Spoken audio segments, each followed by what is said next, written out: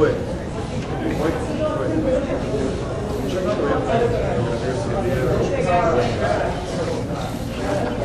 Tem uma boa resposta para essa pergunta aqui. Livro. O livro do Machado. Não é bem para utilizar de método analítico. O livro do Machado vai ter resposta. Tem os nossos.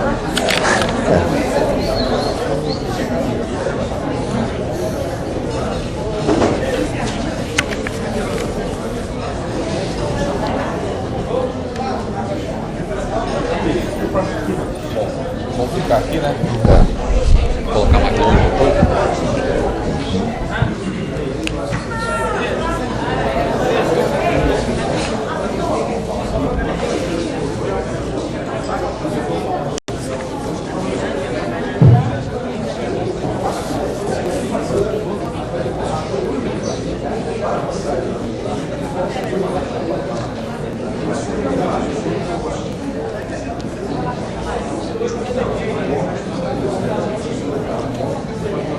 Pode passar lá na Maria e pegar os exemplares.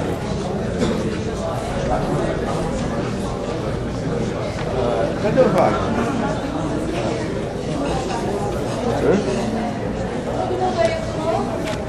O Wagner não é, não? Não, o Wagner disse que é para dar aula de mesa, funciona? Não, essa aqui. Oi? Ah, não é. Que usa esse aqui então? Esse aí é para o auditório local. Esse aqui é para. Ah tá. Usa os dois então. Podemos começar?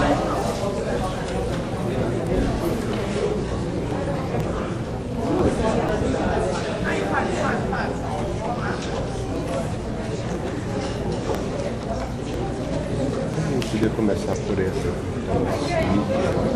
Oi? É, o marcado, eu acho que tem alguma. Deixa eu ver essa folha aí marcada. O que veio?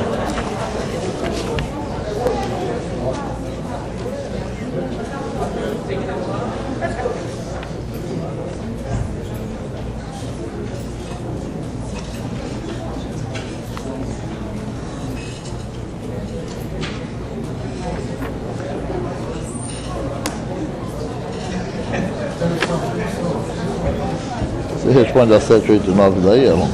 Hein? 789? Você responde? Ok. Não, a gente. O pessoal daqui deve interagir. Tá? Vamos lá. Até que horas aqui? Até meio-dia? Vou responder Se um tiver beijo interessante, aí a gente pode passar um pouquinho. Os outros eu vou fazer isso quando botar no site.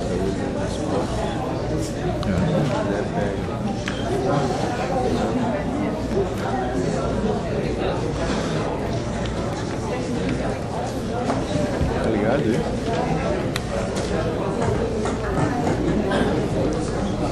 Podemos começar? Bom, nessa parte final do nosso trabalho, nós vamos responder algumas das perguntas que foram feitas via internet e também perguntas feitas por vocês. Inclusive vocês podem participar. No decorrer das respostas, vocês podem intervir também. Então, nós vamos usar esse sistema que a gente usa aqui. Não tem nenhuma prioridade de um sobre o outro. Um pode estar falando, o outro pode dar palpite também. E assim fica uma coisa mais viva, mais organizada. Algumas perguntas aqui foram especificamente dirigidas a um de nós, mas isso não significa que os outros também não possam meter o bedelho. Primeiro aqui se refere ao Morgado, então eu vou dar a chance do Morgado falar. A pergunta é a seguinte: professor Morgado, o senhor mostrou aplicações de números complexos na geometria. Muito bom. Mas isso não consta do livro didático. Para que servem então os números complexos no ensino médio? Bom, eu particularmente, eu sou muito crítico em relação ao que se estuda no ensino médio. Eu acho que no Brasil o ensino médio ainda não tem um objetivo muito claro, né, de para que ele serve. E os programas de matemática refletem isso. Né? Eu acho, por exemplo, um absurdo, isso é uma opinião pessoal, né? Não sou dono da verdade, mas a mim me parece um absurdo que uma pessoa que pretende fazer um curso de Direito, por exemplo, e então os conteúdos de matemática que ela vai aprender no ensino médio incluam, por exemplo, números complexos e não incluam, por exemplo, matemática financeira. Me parece um absurdo uma pessoa ter 11 anos de escolaridade em matemática e não conseguir decidir racionalmente entre uma compra à vista e uma compra a prazo. Esse absurdo que se nota no ensino médio, na minha opinião, não se nota só em matemática, não. Se vocês forem olhar para o que os nossos alunos estudam de química, por exemplo, eles passam metade do segundo ano aprendendo regras de nomenclatura de cadeias orgânicas, certo? Aprendendo notação. Isso me parece um absurdo completo. Eu acho que esse sistema de 11 anos de escolaridade igual,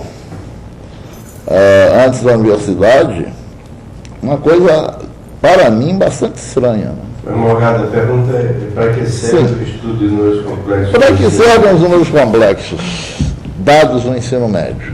Na minha opinião, o que se estuda no ensino médio de números complexos só serve para a pessoa que vai fazer uma carreira matemática.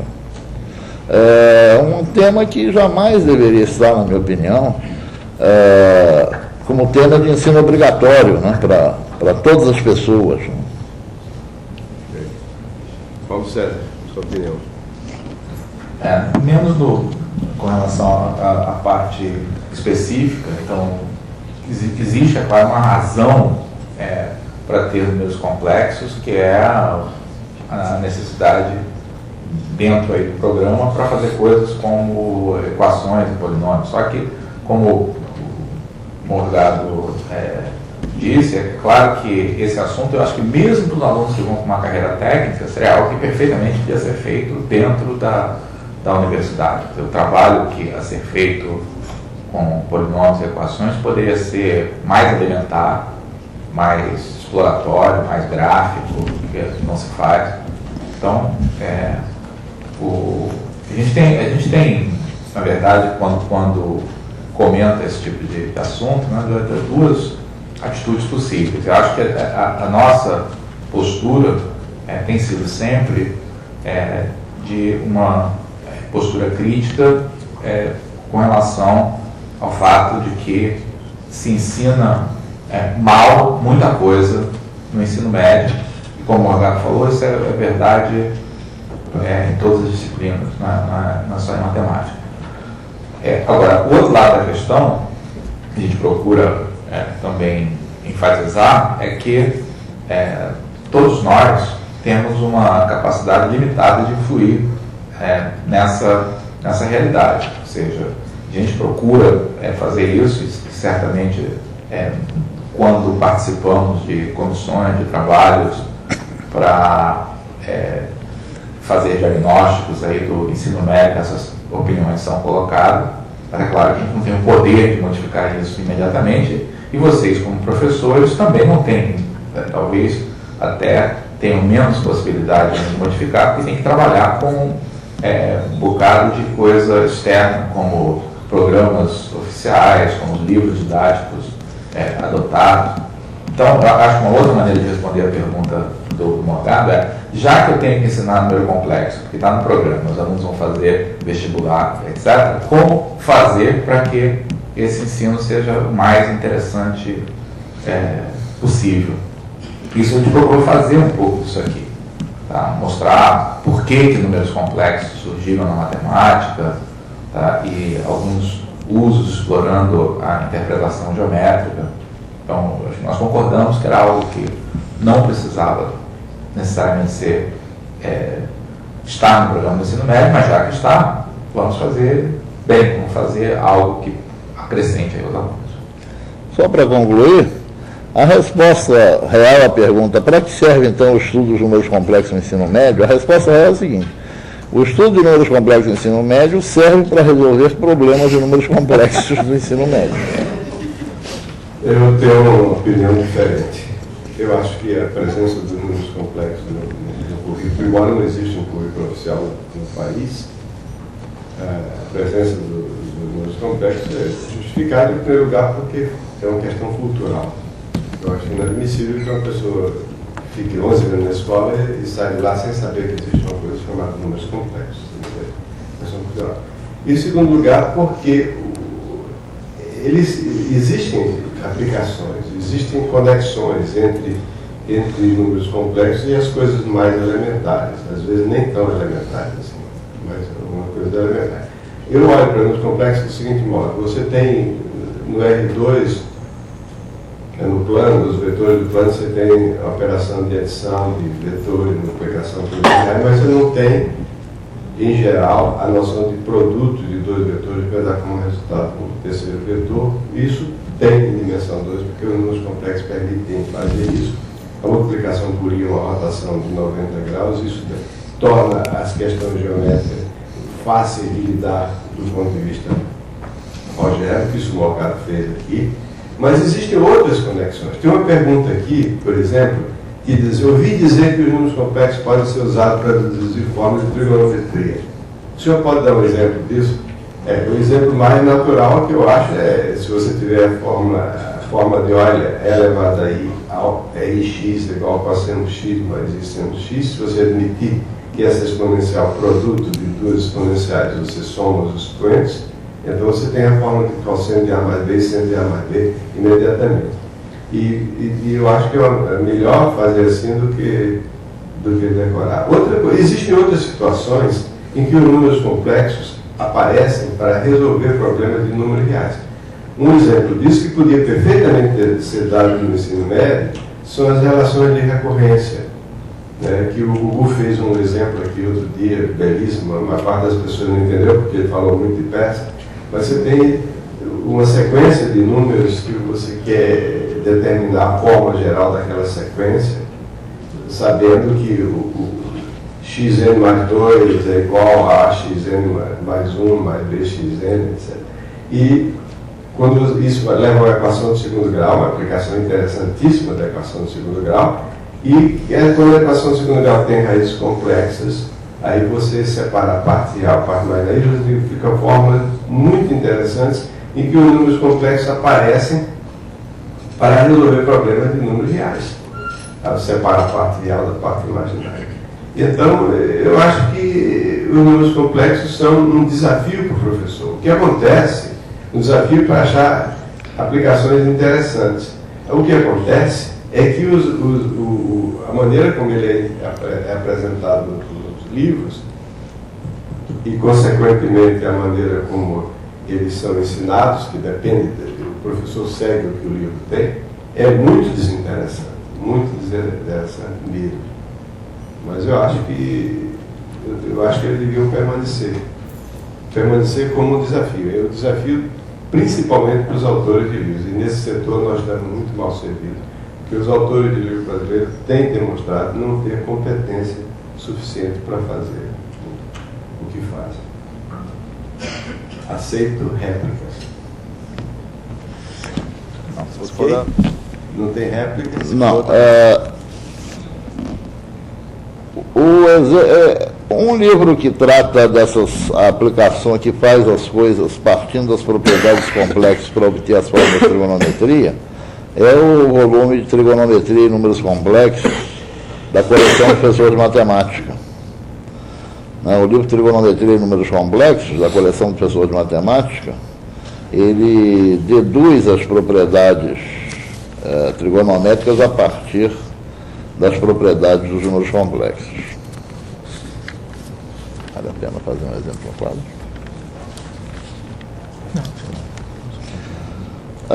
Uma outra pergunta aqui, que é a seguinte: Acho que eu vou começar pelo final. Aproveitando, eu sei que Elon e Wagner torcem pelo Fluminense, que Morgado é botafoguense. E Paulo César? Bom, eu vou ser obrigado aqui a declarar publicamente, assim, que um momento de fraqueza quando eu era criança, meus tios eram América e me fizeram ser América. O pessoal dos outros estados não pode ver isso, mas todo mundo tem uma carinha de pena, assim, de mim, tremendo. Respondi essa primeira parte, é mais difícil. Eu assisti às aulas do curso que me foram muito esclarecedoras. Entretanto, em um livro didático que examinei, o autor discute o sistema de 3 equações e 3 incógnitas usando a regra de Cramer. No exemplo resolvido, ele acha algo assim: x igual a 1 sobre 0, y igual a 2 sobre 0 e z igual a 0 sobre 0. O livro conclui que x é impossível, y é impossível e z é indeterminado. O que significa isso? Eu fiz questão de repetir essa pergunta porque quando a gente conta essa história, a gente passa por mentiroso, né? Ninguém acredita, mas eu juro que isso é verdade, certo? E isso acontecia em edições antigas do livro do Giovanni Bongiorno. Não é o único. A resposta... isso aí é como o cara querer utilizar o teorema de Pitágoras, né, para um triângulo não retângulo, certo? E depois culpar o teorema de Pitágoras por dar errado, certo? O teorema de Pitágoras é para triângulos retângulos. A regra de Cramer é para sistemas N por N, em que aquele determinante, né, seja diferente de zero. Se for zero, é como querer aplicar o teorema de Pitágoras para um triângulo não retângulo. Depois não vai culpar o teorema de Pitágoras. A culpa não é do teorema de Pitágoras, a culpa é de quem aplica, né, as coisas para situações indevidas. Né? Esses problemas de livros didáticos, todos esses livros usuais do ensino médio são analisados em um texto chamado Exame de Textos, né? Uma análise dos livros de matemática para o ensino médio. Esse livro está na internet, né, no site www.ensinomedio.impa.br. Ensino médio tudo junto. Bom, responde a 7. Bom, o que você quer que eu responda? A 7, P7. 7. Na aula de quarta-feira, observando a matriz cujas linhas são 1, 2, 3, 4, 5, 6, 7, 8, 9. Aliás, essa matriz é a minha matriz favorita, né, que não dá trabalho você pensar 1, 2, 3, 4, 5, 6, 7, 8, 9. Ela apareceu 200 vezes na aula de quinta-feira. Vimos que uma linha é a combinação linear das outras duas, quer dizer, a terceira é 2 vezes a segunda menos a primeira. E existe sempre a mesma propriedade para as colunas da mesma matriz. Por acaso, nessa aqui, a terceira coluna também é igual a 2 vezes a segunda menos a primeira. A terceira é 3, 6, 9, é 2 vezes 2, 5, 8, menos 1, 4, 7. Deixa eu ver, 9 vezes 8 menos... não é não. É 2 vezes 8, 16, menos 7, 9. Mesma coisa. De um modo geral, o posto de uma matriz é o número máximo de linhas linearmente independentes, o posto segundo número. E o posto segundo colunas é o número máximo de colunas linearmente independentes. E é um teorema básico que o posto segundo linhas é igual ao posto segundo coluna.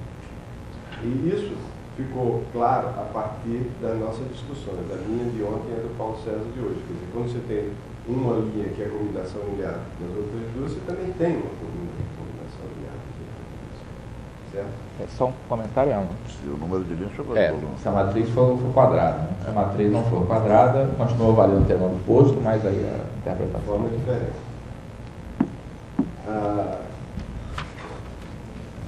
Se tem mais alguma coisa antes aqui dessa lista,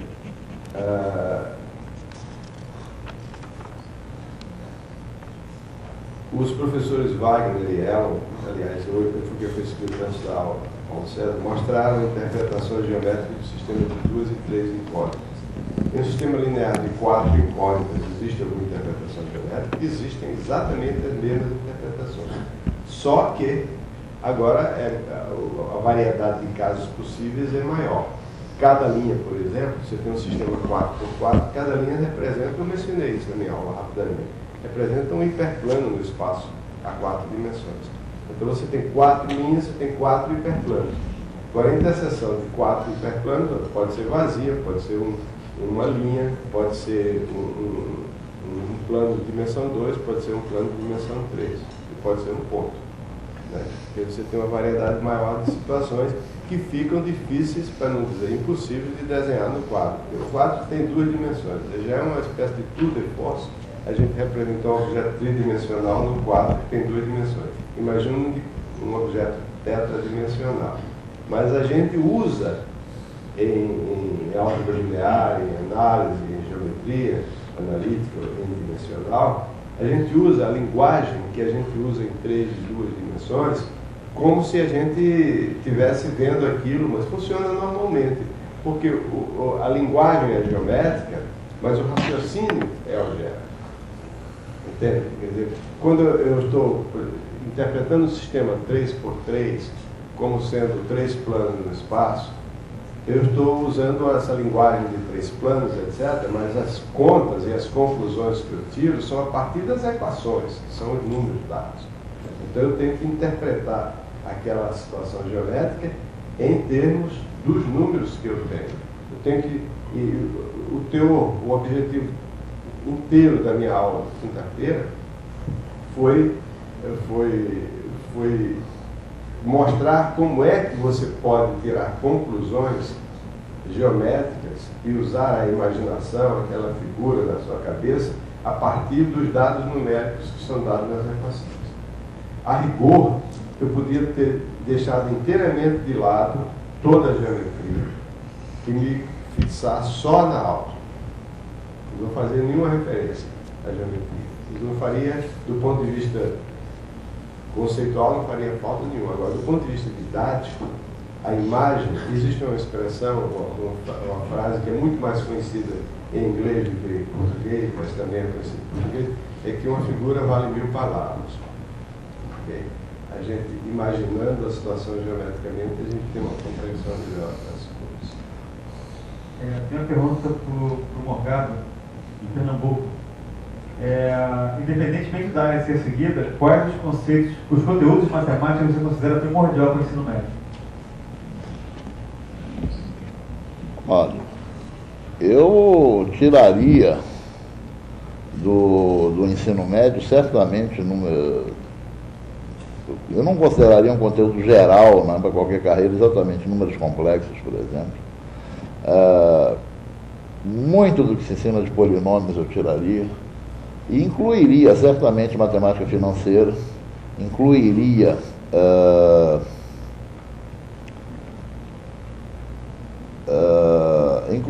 métodos numéricos, quer dizer, eu acho que um aluno no ensino médio hoje em dia tem que saber usar alguns aplicativos, tipo Excel, alguns aplicativos computacionais, saber usar uma calculadora, saber resolver uma equação por processos aproximados. Certamente uma mudança nessa linha. Bem, eu vou retomar aqui com algumas outras perguntas. Uma das perguntas aqui de um professor de Campinas, que pergunta se um aluno do ensino médio deseja aprender vetores, saber utilizar a geometria analítica, que livro o senhor recomenda como referência? Não há muitos livros escritos especificamente para alunos do ensino médio que façam essa abordagem. Um que existe no mercado é o livro do Antônio Machado. Tem um livro de geometria analítica utilizando vetores, que é escrito para o ensino médio, que pode ser usado. Pode ser usado também os livros da coleção do professor de matemática, que apesar de serem escritos para professores, são acessíveis a bons alunos. Estou imaginando que esse aluno a que o professor se refere, que tem esse interesse especial, é um aluno interessado e que é bom aluno de matemática. Então, na coleção do professor de matemática, além desse volume da matemática do ensino médio, volume 3, existem 2 outros volumes especificamente voltados para a geometria analítica, coordenadas no plano e coordenadas no espaço, que fazem esse tipo de tratamento. Inclusive o coordenado no plano tem um livro de soluções. O Elon está lembrando que o livro de coordenada no plano é o único dos livros da coleção do professor de matemática. Não único, não? Problemas e soluções. Verdade. Tem o temas e problemas. Não, é temas e problemas. Temas e problemas também é assim. Ele tem um volume adicional com as soluções dos problemas. Paulo César P4. Tem uma pergunta aqui que praticamente põe a bola na marca do pênalti e pede para a gente chutar, né? A pessoa diz o seguinte, que não querendo abusar do tempo... Bom, os livros didáticos trazem sempre o mesmo capítulo destinado às matrizes e determinantes, em geral mais de 200 páginas. Não sei bem para que serve todo esse material. Não sabe porque o livro não diz, né? Apresenta essas coisas sem justificar. Para que um aluno do ensino médio deve saber calcular a inversa de uma matriz de terceira ordem? Onde se aplica? Bom, um grande número desses livros calcula a inversa de uma matriz porque formalmente você pode olhar para um sistema de equações sob a forma D igual a x, onde A e x é o produto de uma matriz, A é uma matriz 3x3 e x é um vetor coluna, e D é um vetor coluna do segundo elemento. E a solução formal é que se D é igual a x, então x é igual a inversa multiplicado por d. Quer dizer, então você tem a inversa da matriz A. E isso, do ponto de vista puramente formal, da álgebra abstrata, isso é uma solução explícita, do mesmo modo que uma solução de uma equação de primeiro grau numérica. Agora, quando você vai calcular a inversa, você tem uma matriz 3x3. A inversa significa que você tem que determinar 9 números. Ou seja, você tem, para calcular a inversa da matriz, você tem que resolver 3 sistemas lineares.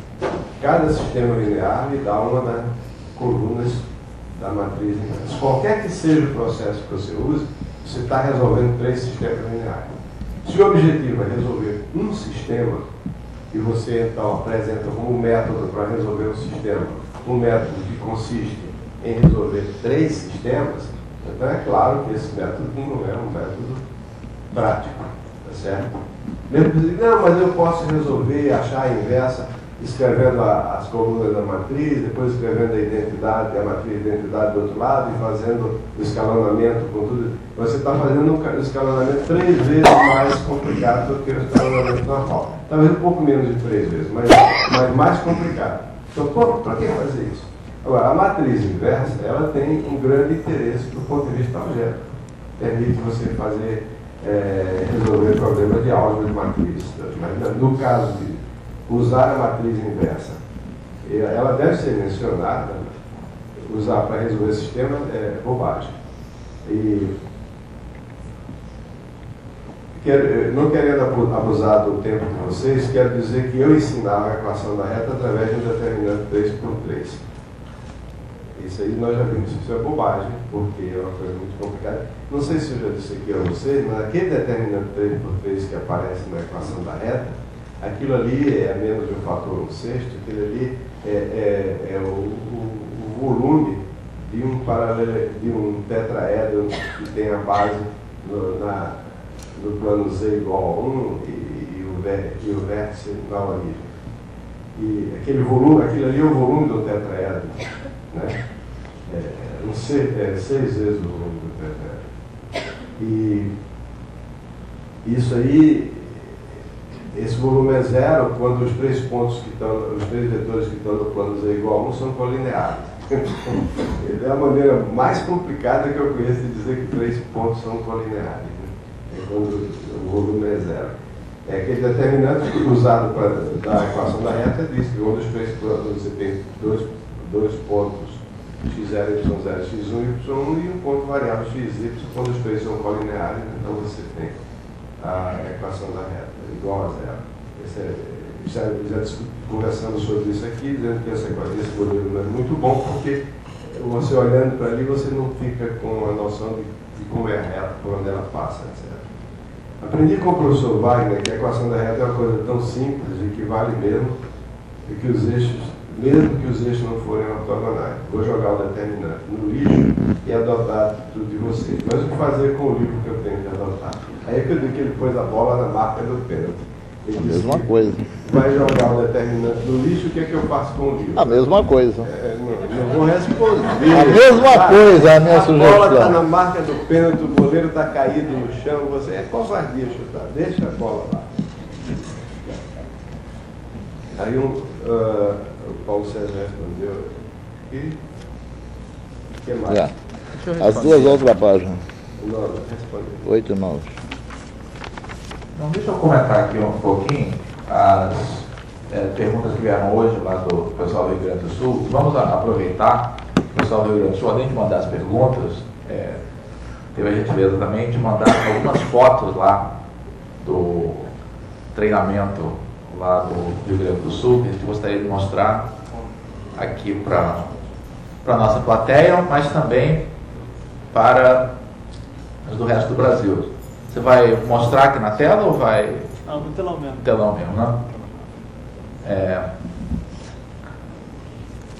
Deixa eu fazer um apanhado básico aqui das perguntas que vieram hoje lá do Rio Grande do Sul, que pergunta coisas que a gente já debateu um pouco aqui, que rumos podem ser dados ao ensino da matemática para alunos que não necessariamente têm interesse em carreiras da área de matemática.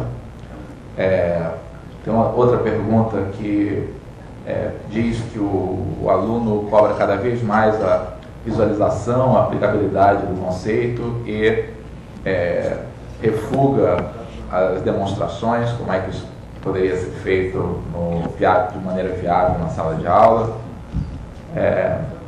E outra pergunta é por que os cursos de licenciatura não dão ênfase aos conteúdos que o professor vai ensinar da escola. As perguntas estão todas, de uma certa maneira, relacionadas, no meu entender. A primeira pergunta, quer dizer, com relação aos programas de matemática aí do ensino médio, vocês observem que o Morgado, ele falou alguns temas que, na opinião dele, não deveriam estar, outros que deveriam estar, mas, na verdade, se a gente olhar o programa, a ideia assim, por trás do programa do ensino médio, o programa não é assim ruim. As coisas que são ensinadas no ensino médio, uma parte delas, tá, são coisas que uma pessoa que deva ser bem educada em matemática, e hoje em dia, cada vez mais, é menos verdade isso de que há carreiras que a pessoa não vai usar matemática. A matemática está em praticamente todas as carreiras. Você vai ser médico, você vai ter que usar um bocado de matemática hoje em dia. Você vai ser advogado, pelo menos matemática financeira, você vai ter que dominar. Tá? E, então, a situação não é aquela de alguns anos atrás, em que fazia sentido você ter um currículo clássico, em que matemática não devesse ser ensinada para alguns alunos. Então, todos devem aprender. E as ideias básicas do programa são essas mesmas. Conceito de função, tá? Que é um conceito básico para quem vai continuar a usar matemática, que está lá. E esse é praticamente o que se faz aí no primeiro ano inteiro da função, que é algo central. Conceito aí de geometria sintética e analítica, matemática discreta, que aparece com combinatória, com probabilidade, com progressões, sistemas lineares, um pouco de álgebra dos polinômios. Tá? Então, o programa falta talvez matemática financeira, mas há espaço aí para matemática financeira aí nesses assuntos. Estou colocando vetores. Essa é uma omissão grande nos programas da maior parte do Brasil, tá? Mas poderiam estar incluídos aí Então, porque o problema não está propriamente nos temas, mas na forma como eles são tratados. Tá? Então, por exemplo, o aluno vai aprender funções exponenciais, e aí o que ele faz é fazer 30 exercícios iguais de resolver equações exponenciais, que são uma desculpa para resolver uma equação sem nenhuma visão de para que serve, tá? Com ênfases completamente equivocadas. Então a questão não está propriamente naquilo dos tópicos que são ensinados, tá? Mas sim nas ênfases que são dadas nos tópicos ensinados. E uma das questões foram colocadas: será que softwares que permitissem mais interação do aluno na construção do conhecimento não seriam interessantes?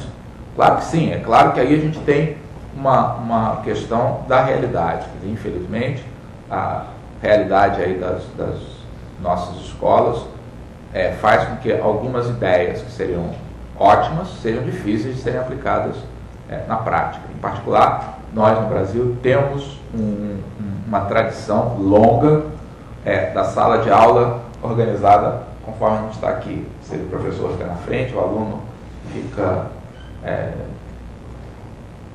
isolado, tá? E antes mesmo de falar em software, falar em coisas desse tipo, tem outras coisas que podem ser feitas que são mais low-tech, que é uma coisa mais participativa, tá? E eu, pessoalmente, acho que essa questão da recusa que os alunos têm das demonstrações, tá? Depende da maneira como a coisa é colocada. Tá? Uma coisa é você fazer uma exposição de demonstrações, a outra coisa é você, por exemplo, pegando aquele gancho ali do problema do pirata que foi discutido outro dia, tá? Você fazer uma motivação, mostrar que dá tudo sempre na mesma posição para o tesouro independente da palmeira, tá? E tentar despertar, tá, o interesse. Não digo que seja de todos, não, até porque para todos vocês como professores do ensino médio tem um grande peso anterior, né, de que o aluno já vem normalmente bastante contaminado com uma atitude muito passiva em relação à matemática. Então, essa coisa aí de descobrir é um hábito que tem que ser construído e dá trabalho. Tá? Eu sei perfeitamente que nem todos vocês vão ter condições de fazer isso nas suas condições de trabalho, com turmas grandes, poucas aulas. Mas para aqueles que têm essa possibilidade, eu acredito, tá, que essa mudança, que é possível gerar uma mudança de atitude com relação às demonstrações, desde que se consiga gerar no aluno o interesse de explicar, tá, por que está acontecendo algo que ele observa, tá, que é a gênese, na verdade, tá, da organização da matemática como uma teoria dedutiva. Você não se satisfazer, tá, somente pela experimentação, tentar atingir um estágio no qual você obtém, não é nem para explicar para o professor, não, para você mesmo, tá, uma explicação satisfatória para algo que você observa. Não sei se alguém quer acrescentar alguma coisa. Morgado quer? Eu vou responder algumas perguntas que estão aqui, vocês podem complementar minhas observações. Duas perguntas são as seguintes. Primeiro, prezados professores, gostei muito de participar do curso, a tecnologia falhou algumas vezes, mas podemos aproveitar muito. Como professor do ensino médio, gostaria de perguntar o seguinte: quando o aluno tem pela frente um sistema linear 3x3 para resolver, qual a primeira atitude que ele deve tomar? Se ele optar em calcular o determinante dos coeficientes, ele pode encontrar um número diferente de zero, daí ele sabe que o sistema é determinado e em seguida ele pode resolver por qualquer processo. Se o determinante é zero, ele fica numa banana. O que os senhores recomendam ao aluno? Escalonar logo a matriz ou calcular o determinante primeiro? Eu li alguns livros que dizem que a pessoa deve calcular primeiro o determinante, se der zero é que você então vai escalonar. Mas se ele vai ter que escalonar de qualquer jeito, por que calcular o determinante? Não há necessidade. Aliás, quando eu olho no um sistema 3x3, eu faço aquilo que eu disse a vocês ontem. Aliás, eu falei aqui que eu dei aula quinta-feira, mas foi quarta mesmo, né? Ontem foi quinta, todo meio perdido.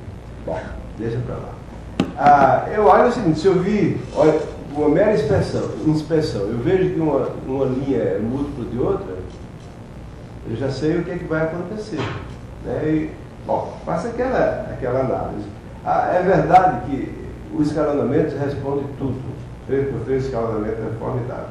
Aliás, aqui tem uma das perguntas posteriores do Rio Grande do Sul que diz o seguinte, fala sobre desmistificar o escalonamento como não sendo o sistema, o método. Né? Isso quebrar a ideia de que o escalonamento é o método para resolver o sistema. Olha, o escalonamento é um grande método para resolver o sistema. Acontece o seguinte, quando você tem 10 mil equações com 200 mil incógnitas, sei lá, qualquer coisa desse tipo, você tem métodos muito mais eficientes do que o escalonamento, como todos os processos interativos, por exemplo. Você calcula por aproximações sucessivas. Mas isso aí é um problema extremamente técnico. No nível em que nós colocamos, o escalonamento é a melhor maneira. Então a resposta é escalonar logo a matriz ou calcular um determinado vezes, escalonar. Não tem conversa. A outra pergunta se refere a isso também. Diz assim, eu sou professor de geometria analítica e álgebra linear na 3ª série do ensino médio. As aulas de vocês foram ótimas, mas me causaram um problema sério. Eu tenho cumprido o programa da melhor forma, seguindo o livro do IESE que a escola adota. Agora eu começo a questionar. Devo introduzir vetores? Mais ainda. No capítulo de matrizes, pergunto o que é importante e o que pode ser descartado. Eu sei que é uma pergunta difícil para ser respondida em tão pouco tempo, mas os augustos professores, só tem um Augusto, poderiam dar uma luz. Eu acho que a resposta é muito simples, dá para tratar. Faça do jeito que a gente faz no livro Matemática do Ensino Médio, volume 3, que tem matrizes, determinantes, vetores, tudo isso, mas as matrizes não aparecem em si. Começam com o sistema linear, nós começamos com o sistema linear. Os sistemas lineares nos levam a olhar para o quadro dos coeficientes, que é uma matriz, para o quadro dos coeficientes básicos, os termos do segundo membro, que formam uma matriz 3x4, ou 3x4. E aí, já tendo introduzido antes a noção de vetor, para poder estudar a geometria analítica, então a coisa se enquadra num contexto algébrico e geométrico simultâneo, e seguindo aquela linha, o problema está resolvido. É claro que o livro foi escrito para professores, no sentido de que, quando nós dizemos e costumamos dizer que o nosso livro foi escrito para professores, isso não quer dizer que é um livro inacessível, cheio de questões assim, que requer raciocínios transcendentais, nada disso. Quando a gente diz que o livro foi escrito para professores, isso significa duas coisas. Primeiro, que a linguagem é uma linguagem concisa, escrita para adultos. Você diz a mesma frase para um adulto, com 5 ou 10 palavras, para uma criança, para um jovem, você tem que seguir aquela frase e 2 ou 3 frases adicionais para explicar aquilo. E segundo, e mais importante, é a quantidade de exemplos e de problemas, que é admitidamente pequena naquele livro, desse livro Rosa Livros. Ok? Então a resposta é essa. Comece com sistemas, a partir de sistemas, tendo percebido o estudo. Comece com geometria analítica 3 dimensões, que é uma coisa simples e bonita e fácil, e dentro do contexto, inserida no contexto. Passe para sistemas lineares. Depois de sistemas lineares, você tem matrizes determinantes, e tem coisas determinantes belíssimas, que o Paulo César não teve tempo de fazer hoje, como calcular volumes, inclusive volumes de paralelograma do espaço a 3 dimensões, coisas desse tipo. Então a resposta é essa. Bom, e tem mais uma pergunta aqui do Rio Grande do Sul, dizendo assim, o grupo que ministrou esse curso não pensa em escrever livro para o ensino médio, já que, segundo o professor Elon, no geral, os livros de que dispomos deixam a desejar? Não, eu, por exemplo, não tenho, já várias vezes a gente pensou em fazer isso, mas eu não tenho ilusão. Eu acho que eu não vou nunca conseguir escrever um livro para o ensino médio, porque isso requer tempo, mas eu acho, e motivação. e eu tenho outros interesses, Paulo Sérgio também, Morgado também. Pode ser que um dia saia, mas eu acho que as pessoas que escreveram esse livro, alguns dos autores, não, uma minoria pequena, mas alguns autores desses que escreveram livros para o ensino médio atualmente utilizados no país, podem, se seguirem as orientações que foram dadas no nosso livro Exame de Texto, podem reformular os seus livros e produzir um trabalho bastante razoável. Tá? Outros autores, que infelizmente são aqueles que mais vendem os seus livros, eles aí são irrecuperáveis, não tem jeito. Mas eu conheço pelo menos um autor que me escreveu uma carta dizendo que agradecia muito o trabalho que nós tivemos em escrever aquele livro Exame de Texto e que ia refazer o livro dele completamente, seguindo as nossas orientações. Eu acho que isso é melhor do que eu escrever, os colegas dele.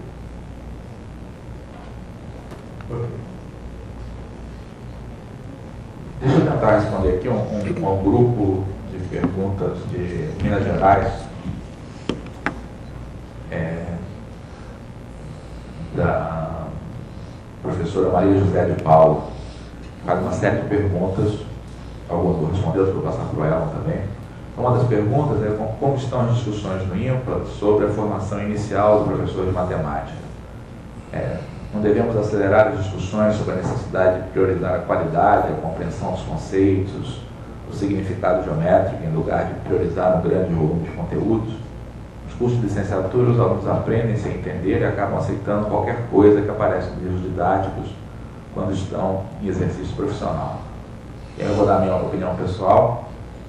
Eu acho realmente que é urgente uma discussão a respeito da licenciatura. E acho, inclusive, que esse é um bom momento para se fazer isso, porque está muito evidente aí para a sociedade em geral, tá, de que existe um problema, que o país não está fazendo no ensino da matemática o seu dever de casa, o que deveria estar fazendo para ter boas condições aí de crescimento futuro. Então, acho que nós, da comunidade, devemos aproveitar esse momento para fazer isso.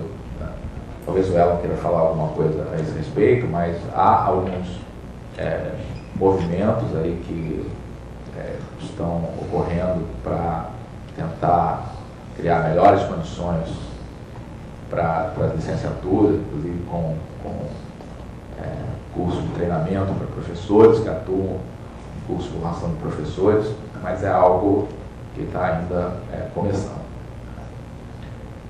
Não sei se o Elon quer comentar. Não, eu só quero assinar embaixo tudo que você falou. Tudo que você falou é o que eu ia falar mesmo.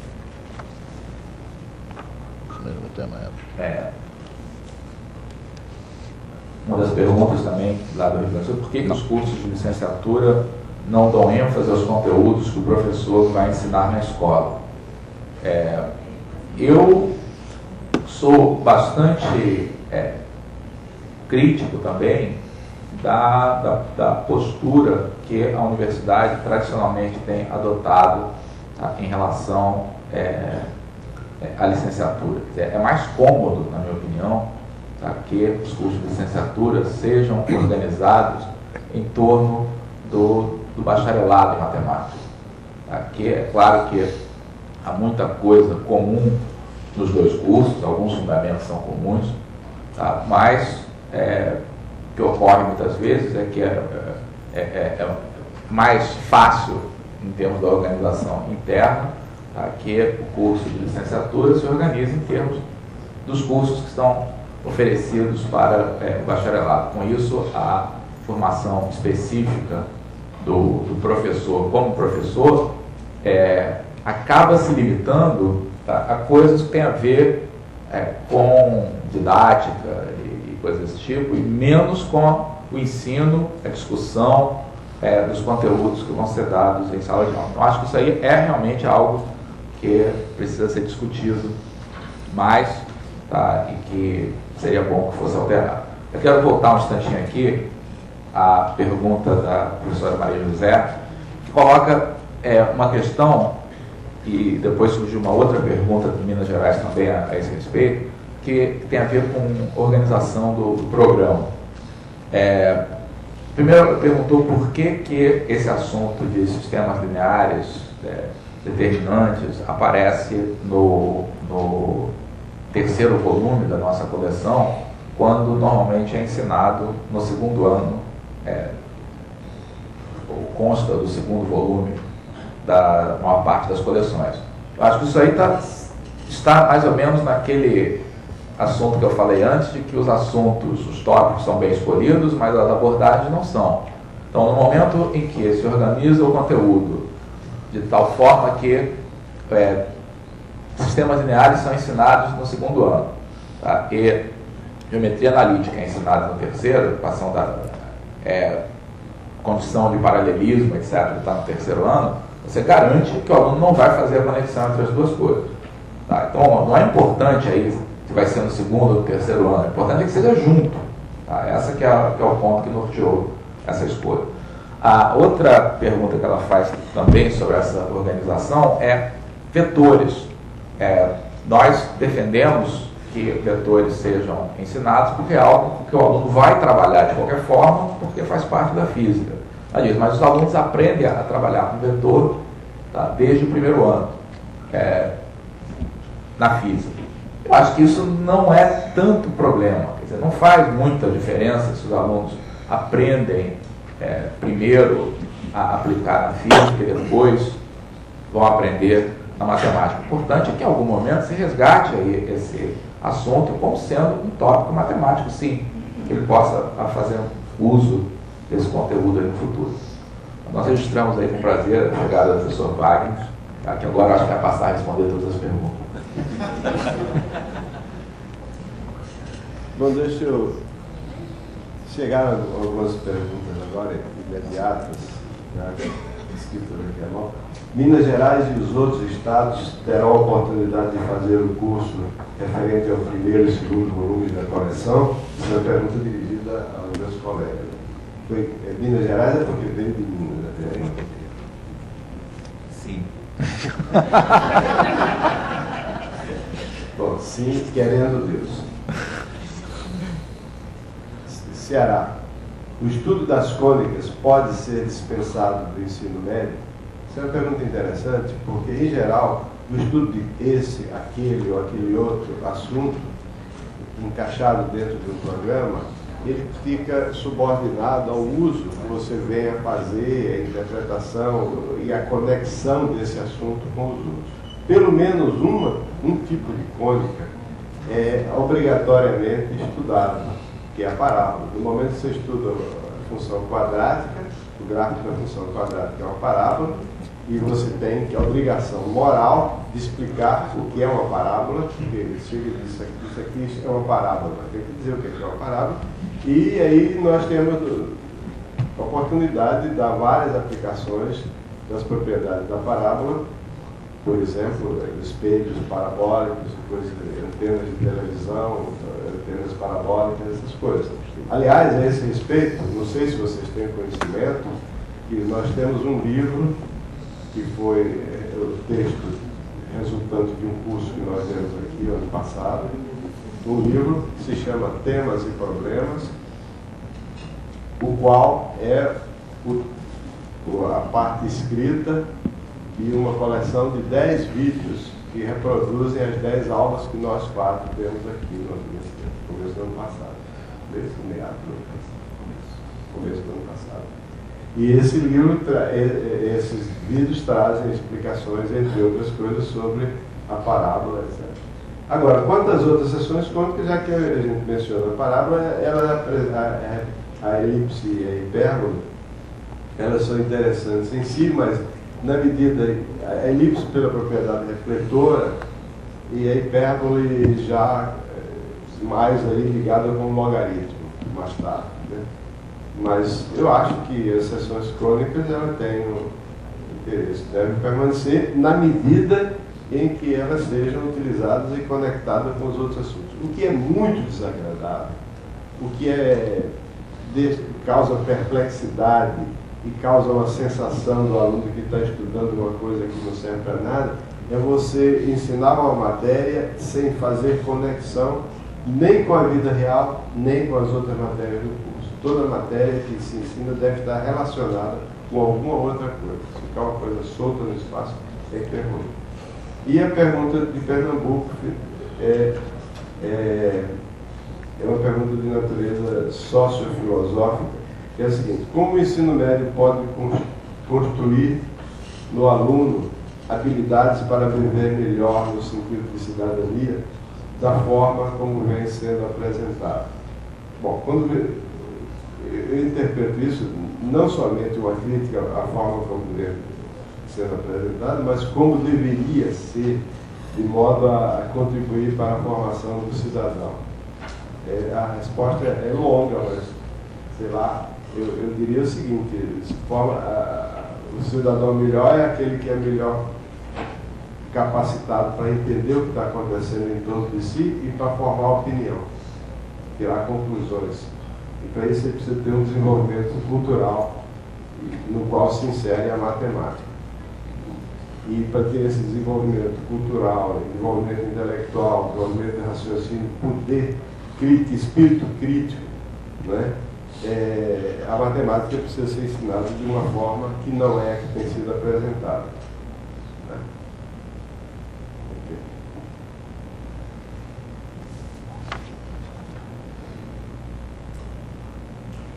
Bem, acho que não sei se conseguimos responder a todas as perguntas. O pessoal local aqui não quer perguntar nada, não? Pergunta alguma coisa para o Wagner, por exemplo. O Fábio queria, né? Cadê o Fábio?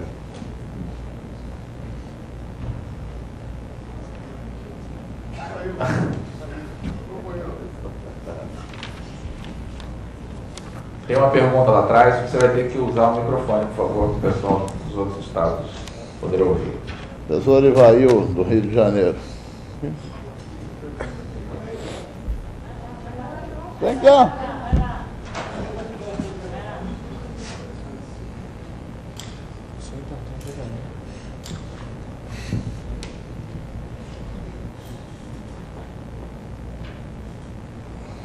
Bom dia a todos. Eu tenho, na verdade, uma pergunta e uma colocação a fazer. Uma pergunta para o Wagner, vou fazer depois, e o que tem uma colocação. O colega, parece que é de Pernambuco, ele comentou a respeito do ensino de cônicas, né? Eu tive do Ceará, né? Tive uma experiência bastante interessante, que eu procurei no ensino de cônicas não me deter, tá, muito naquela parte analítica. Até trabalhei, mas não me detive naquilo. Eu passei um trabalho, nós fizemos um trabalho de pesquisa nas aplicações das cônicas. E apareceram coisas interessantíssimas, né, como aquele espelho, que tem na França, se não me engano, que você é quase uma usina termoelétrica, né? Você usa a energia solar, entendeu? E através da propriedade de temperatura da parábola, você consegue produzir energia elétrica. Tem espelhos desse tipo. E foi posicionamento de organização de embarcações, usando duas estações transmissoras em uma praia, utilizando a propriedade da hipérbole, diferença constante. Então apareceram coisas que me surpreenderam, coisas até que eu já sabia por pesquisa, mas coisas que eu não tinha a menor ideia. Então eu acho que o ensino de cônicas é interessante. Por exemplo, a elipse, aquela que alguns metrôs de Paris têm o teto elipse para permitir a comunicação das pessoas, mesmo estando em lados opostos da via. Porque qualquer raio, né, que parte de um foco, incidindo sobre a elipse, né, converge para o outro. E essa propriedade é utilizada em construções, né, como Italy, Londres. Então, eu acho que tem muita coisa interessante para se falar, para se descobrir sobre cônicas, né, que seria motivadora e que endossa aquele estudo. Eu acho que você pode mesclar entre o estudo analítico e entre as aplicações. Circunferência, então, o livro do Wagner tem um exemplo ótimo lá da construção do galpão, que eu até me questionei, mas um galpão não vai usar tantas vigas, mas construir um galpão perto da minha casa que utilizou aquela quantidade parecida. Aí eu falei, então é uma coisa interessantíssima. Então eu acho que vale a pena, eu acho que é interessante o ensino de cônicas. E agora é uma pergunta, é uma experiência particular, eu queria compartilhar com vocês. E outra pergunta, eu queria fazer o Wagner. Wagner, o que seria interessante tá? Se ensinar no que se refere à geometria métrica, geometria plana e espacial no ensino médio. O que você acha que deveria ser ensinado e o que você acha que deveria ser retirado? Então, essa é a minha pergunta. Sim, excelente pergunta, porque atualmente eu estou falando em termos de Rio de Janeiro, mas eu creio que no resto do país é quase igual. O aluno estuda geometria plana, na verdade, na 7ª e na 8ª séries. Então ele estuda a propriedade das figuras, ele estuda um pouco de semelhança, teorema de Pitágoras, algumas áreas, e não muito mais do que isso. E no ensino médio, ele vai aprender geometria espacial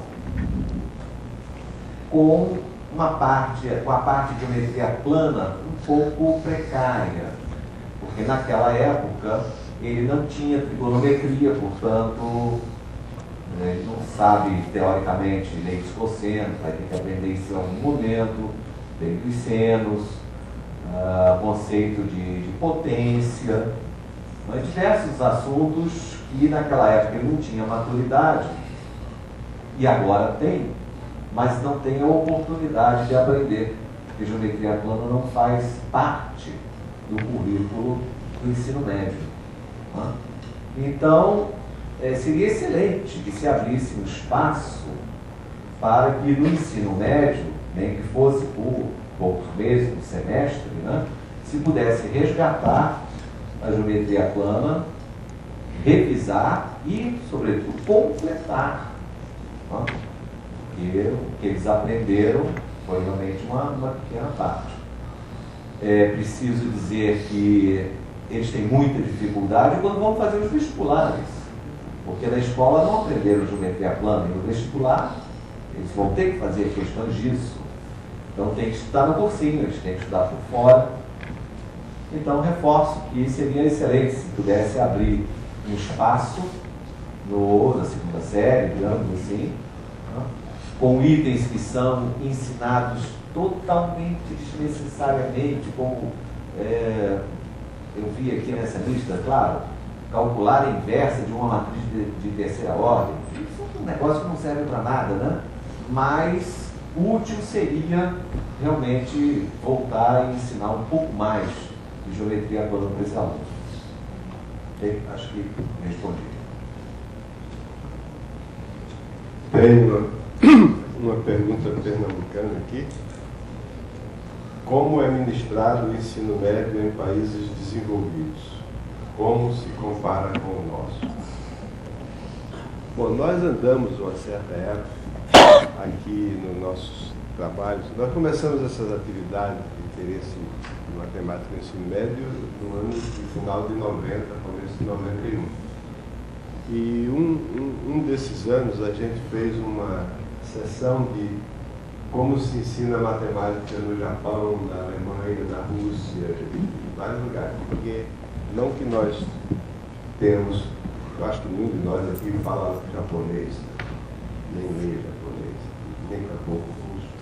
Mas existem traduções desses livros. E a gente começou a se interessar, eu particularmente, por isso. Inclusive eu tenho uma boa coleção de livros alemães que dá para comparar, com o nosso ensino.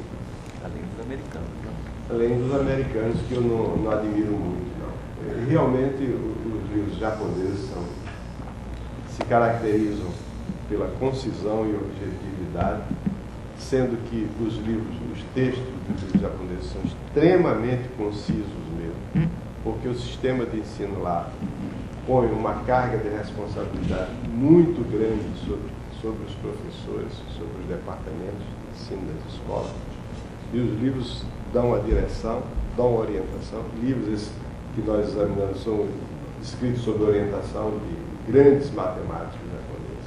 E o professor japonês, ele passa o dia na escola onde ele trabalha. Ele chega lá de manhã e sai lá no fim da tarde, fica o dia todo lá. Ele não fica o dia todo dando aula. Só 3 aulas. Ele dá 3 aulas. O resto do tempo, é um grupo conversando, fazendo trabalho, discutindo o assunto, procurando criar problemas, atividades, etc. O sistema japonês, inclusive foi feita, existem alguns livros aqui na biblioteca do INPE, onde são feitas comparações entre o sistema americano e o sistema japonês.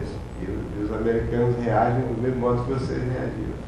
Assim, apesar do sistema americano ser muito melhor do que o nosso em termos de tratamento do professor, o professor nos Estados Unidos tem uma carga de trabalho muito maior em termos de sala de aula e, portanto, sobra muito menos tempo para ele também para organizar, discutir com os colegas e preparar as aulas. Os livros alemães, eles são os melhores que eu vi. Eles são... Você sabe que na Alemanha você tem 3 escolas, né? A partir dos 13 anos, mais ou menos, o aluno é dividido em 3 grupos. São os alunos que vão para as escolas para preparar operários, lavradores, etc. Outra escola que prepara pessoas que vão trabalhar em escritórios, atividade dessa natureza. E uma terceira escola chamada ginásio, que prepara o aluno que vai para a universidade.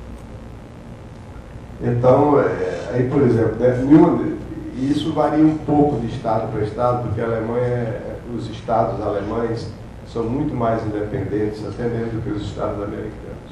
Um dos outros tem seu sistema próprio escolar, muito mais do que os estados brasileiros. Mas, de um modo geral, a qualidade dos livros alemães é realmente muito boa. Nós tivemos vendo, eu particularmente me interesso muito por olhar isso. Inclusive, procurar inspiração de problemas e aplicados para que a gente encontre no livro. Os livros são escritos nunca são escritos por um nem 2 autores. Em geral, são escritos por uma comissão de autores. Alguns desses autores trabalham nas escolas, outros autores são professores universitários, e eles são escritos dirigidos ao aluno. Quer dizer, cada página daquela é uma mensagem da pessoa que escreveu, do grupo que escreveu, para o aluno. Se dirige ao aluno, faça isso, faça aquilo, faça aquilo, faça aquilo outro. Depois ele tira a conclusão. No meio dessas coisas tem demonstrações também, mas de um modo geral, os temas são tratados assim, começam com um problema e a partir do problema, para resolver esse problema, você vai precisar de aprender as coisas que nós vamos ensinar nesse capítulo.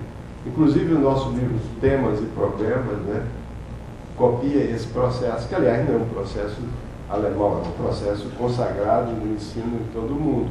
Você criar uma situação, um problema, para depois, a partir dali, motivar o estudo, até mesmo em livros de universitários, livros de pós-graduados, muitos autores fazem isso, né? Holmes, por exemplo, faz isso. Então, esse ensino médio, ele tem, nesses países, ele tem um caráter de maior objetividade dentro daquilo que o Morgado preconiza, que é o seguinte, por exemplo, mesmo nos livros alemães que voltados para o aluno que vai para a universidade, o ensino de matemática financeira é feito com bastante atenção. Além disso, o estudo de probabilidade, raciocínio de natureza estocástica, noções de estatística, e sem desmerecer, sem desprezar a parte conceitual. É isso. Então, a questão da geometria é que eu acho que nos livros alemães ela é muito voltada para situações concretas demasiadamente, de modo que não é nessa área onde o raciocínio, capacidade de abstração e raciocínio analítico e raciocínio lógico é desenvolvido. Nessa parte, os franceses são muito melhores. Eles têm uma tradição de desenvolvimento de geometria muito mais antiga e muito mais cultivada. Mas, de um modo geral, o que se compara com o nosso com o nosso ensino em relação ao ensino dos países mais desenvolvidos, é a escolha dos assuntos, que com pouca, em uma ênfase um pouco maior aqui, que eu já mencionei as ênfases que tem lá, que deviam ter aqui, não tem, mas de um modo geral a escolha dos assuntos é mais ou menos por aí. E eu acho que não é por aí, não é mudando o programa que a gente vai melhorar o nosso ensino. O programa tem defeitos, tem ausências, tem deficiências, tem excesso nas coisas e falta no outro, mas não é por aí. Não é o programa que vai. Mudar o programa vai resolver o problema? Não, não vai. O problema está na maneira como os assuntos são tratados. E essa maneira como os assuntos são tratados reflete a incompetência das pessoas que escrevem esses livros. Eu não digo somente incompetência matemática, mas incompetência como cidadãos. Ele não para pensar, caramba, eu estou ganhando tanto dinheiro, porque esse pessoal ganha muito dinheiro com isso. Muito dinheiro. O que eu posso fazer para ajudar a juventude desse meu país? Será que o que eu estou fazendo realmente tem algum significado? Tá certo? Então eu acho que mudar o programa não adianta. Mudar a roupa, mas o que está dentro da pessoa continua sendo a mesma. Então, o problema é que a gente tem que desenvolver uma campanha no sentido de mudar esse estado de coisas, no sentido de criar novos livros. É isso que nós temos feito. Nós não escrevemos os livros do segundo grau porque nos falta tempo e capacidade até mesmo para fazer, porque a gente não está totalmente envolvido. Eu tenho o Morgado e o Wagner estão até um certo ponto, mas o Paulo César e eu não estamos. O Paulo César tem mais experiência do que eu nessa coisa, mas isso fica mais difícil, mas a gente pelo menos lutar para desenvolver essa consciência de que o que está aí é muito ruim, é de péssima qualidade. Por isso que nós escrevemos aquele livro, Exame de Texto, que infelizmente não está tendo a divulgação que merecia. Nós tentamos fazer com que o Ministério da Educação divulgasse aquele livro, mas não estamos conseguindo. E naquele livro eu acho que está expresso com bastante clareza, juntamente com o livro da coleção do professor de matemática, o nosso ponto de vista a respeito disso. E eu tenho certeza que se os livros fossem feitos da maneira como nós gostaríamos que fossem feitos, nós não ficaríamos a dever no ensino médio dos países desenvolvidos. Acho que o Beauclerc quer falar sobre as transmissões aí. Estou me pedindo para encerrar, e as minhas últimas palavras deveriam ser as seguintes. Em primeiro lugar, muito obrigado a vocês pelo empenho, entusiasmo e interesse que vocês tiveram nesse curso. E muito obrigado também e especialmente a todos os nossos colegas. E quando eu digo todos os nossos colegas, não são somente aqueles que dirigiram os cursos, mas aqueles que assistiram o curso, pelo grande entusiasmo demonstrado em Fortaleza, Recife, Belo Horizonte, Campinas e Porto Alegre também.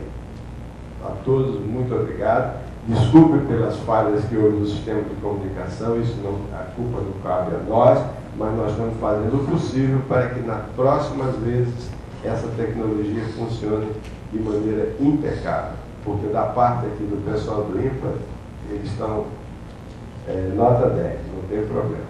E vamos fazer com que toda a equipe nacional tenha o mesmo desempenho. Obrigado. Beauclerc queria... Acho que o Roberto Beauclerc quer falar alguma coisa.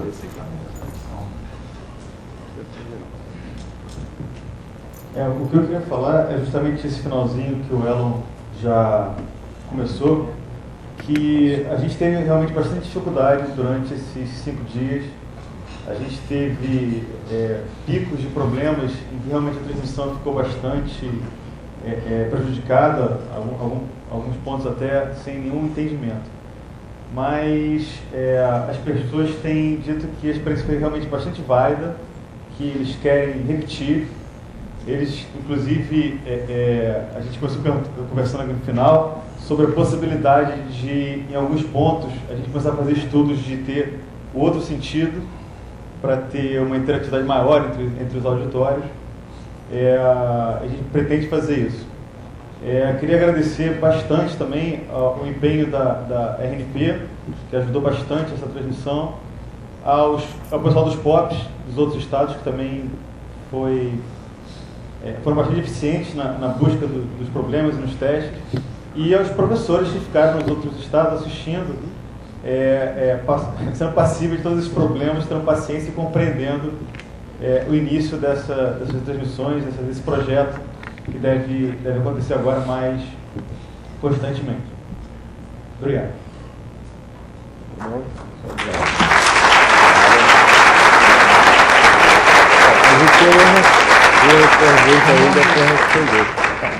Eu perguntei na FTV, se nós vamos fazer isso. Precisa ser, né, PC? Seu. Nos anos pais, eu coloco para você ver sobre o ensino. Ótimo, muito bom, Marcelo. Orgadão. Eu acho que eu vou querer carona. Eu vou querer carona. Mestre, obrigado mais uma vez. Você vai para São Paulo? Vai. Não me esqueci. Eu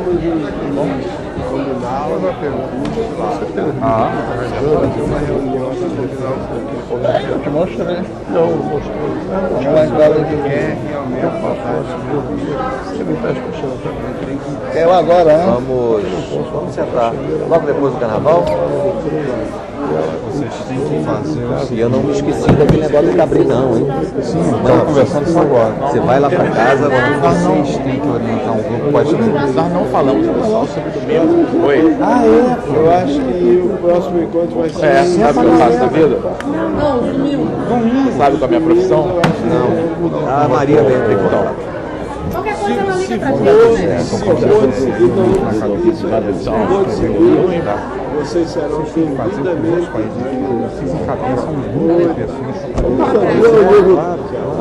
Eu te falei que Cheguei agora e não tive tempo, mas assim que eu